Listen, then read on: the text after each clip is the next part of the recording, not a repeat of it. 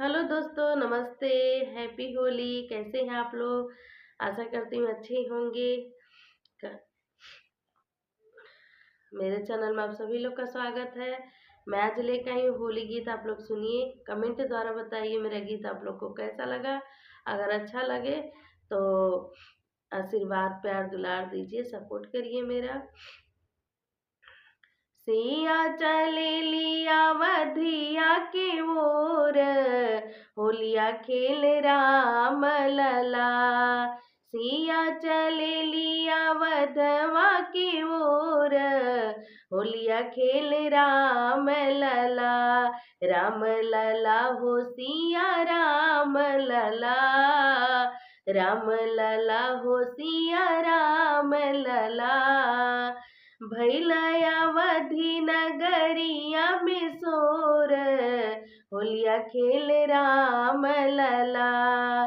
भैलया वध नगरिया में सोर, होलिया खेल राम लला। सिया चले लिया वधवा की ओर, होलिया खेल राम लला।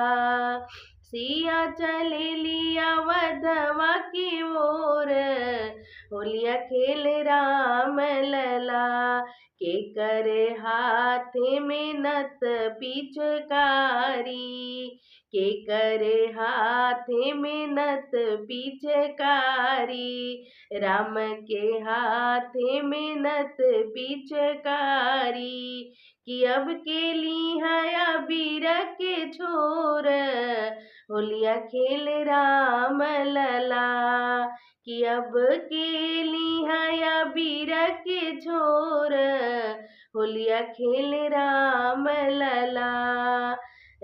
अब सिया ले ली अबीर के छोर, अब सिया ले ली अबीर के छोर, होलिया खेले राम लला, होलिया खेले राम लला। किसिया चले लिया वधवा की ओर, होलिया खेल राम लला। के कर भी जेला माथे के पगड़िया, राम के भी जेला माथे के पगड़िया। के कर भी जेला माथे के पगड़िया, राम के भी जेला माथे के पगड़िया। कि अब के कर लहंगा पटोर, होलिया खेल राम लला। कि अब के कर लहंगा पटोर, होलिया खेल राम लला।